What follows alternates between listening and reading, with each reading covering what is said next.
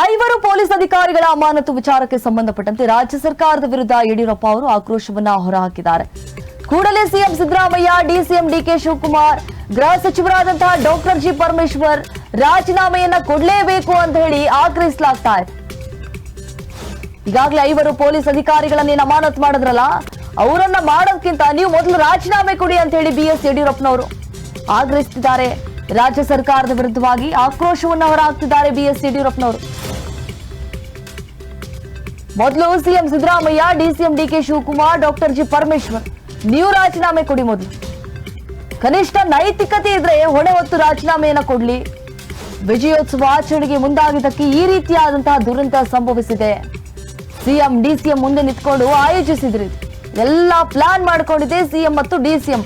ಮೊದಲು ಅವರು ಕನಿಷ್ಠ ನೈತಿಕತೆ ಇದ್ರೆ ರಾಜೀನಾಮೆಯನ್ನ ಕೊಡ್ಲಿ. ತಮ್ಮ ನೈತಿಕ ಜವಾಬ್ದಾರಿಯನ್ನ ಮರೆತು ಅಧಿಕಾರಿಗಳ ಸಸ್ಪೆಂಡ್ ಮಾಡಿದ್ದಾರೆ. ಇದು ನಿಜಕ್ಕೂ ಖಂಡನೀಯ. ನಾವು ಇದನ್ನ ಖಂಡಿಸ್ತೇವೆ.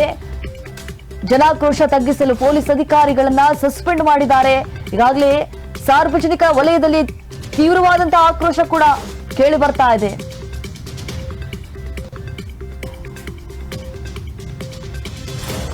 ಪೊಲೀಸ್ ಅಧಿಕಾರಿಗಳ ಬಲಿಪಶು ನಾಚಿಕೆಗೇಡಿನದ್ದು.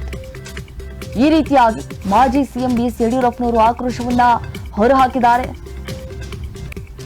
ತಮ್ಮ ಬೇಳೆ ಬೇಯಿಸ್ಕೊಳ್ಳೋದಕ್ಕೆ ಬೇರೆಯವ್ರನ್ನೆಲ್ಲ ಬಲಿಪಶು ಮಾಡ್ತಿದ್ದಾರೆ.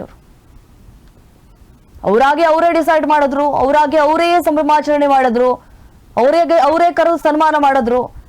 ಪೊಲೀಸರು ಕೂಡ ಮನವಿ ಮಾಡ್ಕೊಂಡಿದ್ರು ಈ ಕಾರ್ಯಕ್ರಮವನ್ನ ಮುಂದೂಡಿ. ಯಾಕಂದ್ರೆ ಹಿಂದೆ ಕಪ್ಪಗೆದ್ದಂತಹ ಸಂದರ್ಭದಲ್ಲಿ ಯಾವ ರೀತಿಯಾದಂತಹ ಅನಾಹುತಗಳು, ಅವಘಡಗಳು ಸಂಭವಿಸಿದ್ವು. ಮತ್ತೆ ಇದೇ ರೀತಿಯಾದಂತಹ ಅವಘಡಗಳು, ಅನಾಹುತಗಳು ಸಂಭವಿಸಬಾರದು ಅನ್ನುವಂತ ಕಾರಣಕ್ಕಾಗಿ ಆ ಕಾರ್ಯಕ್ರಮವನ್ನ ಮುಂದೂಡಿ ಅಂತ ಹೇಳಿದ್ರು. ಆದ್ರೂ ಕೂಡ ಏಕಾಏಕಿಯಾಗಿ ಅವರನ್ನ ಕರೆಸಿ ಸನ್ಮಾನ ಮಾಡಿದ್ದು ನಿಜಕ್ಕೂ ತಪ್ಪದು. ಒಂದು ವೇಳೆ ಏನಾದ್ರೂ ಮುಂದೂಡಿದ್ರೆ ಆ ರೀತಿಯಾದಂತಹ ದುರಂತ ಎದುರಾಗ್ತಾ ಇರಲಿಲ್ಲ.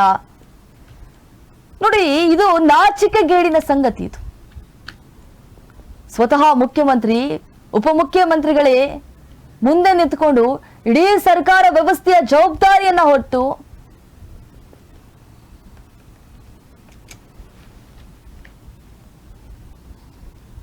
ಆರ್ಸಿಬಿ ವಿಜಯೋತ್ಸವದ ಆಚರಣೆಗೆ ಮುಂದಾಗಿ ಇಂತಹ ಬಹುದೊಡ್ಡ ದುರಂತಕ್ಕೆ ಕಾರಣ ಆಗಿದೆ. ತಮ್ಮ ನೈತಿಕ ಜವಾಬ್ದಾರಿಯನ್ನ ಮರೆತು ಜನರ ಆಕ್ರೋಶವನ್ನ ಹೊರಹಾಕ್ತಿದ್ದಾರೆ.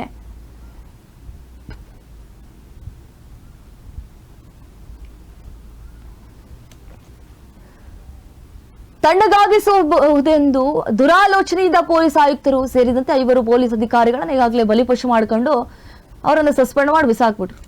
ನಾಚಿಕೆಗೇಡಿನ ಕ್ರಮವಾಗಿ ಸಮಾರಂಭಕ್ಕೂ ಮುನ್ನವೇ ಕಾಲ್ ತುಳಿತದಿಂದ ಸಾವನ್ನಪ್ಪಿದ್ದಾರೆ. ಇನ್ನು ಸಮಾರಂಭ ಆಗ್ತಿತ್ತು ಅಷ್ಟರಲ್ಲಿ ಇಲ್ಲಿ ಕಾಲ್ ತುಳಿತ ಆಗಿ ಸಾವನ್ನಪ್ಪಿದ್ರು 11 ಜನ.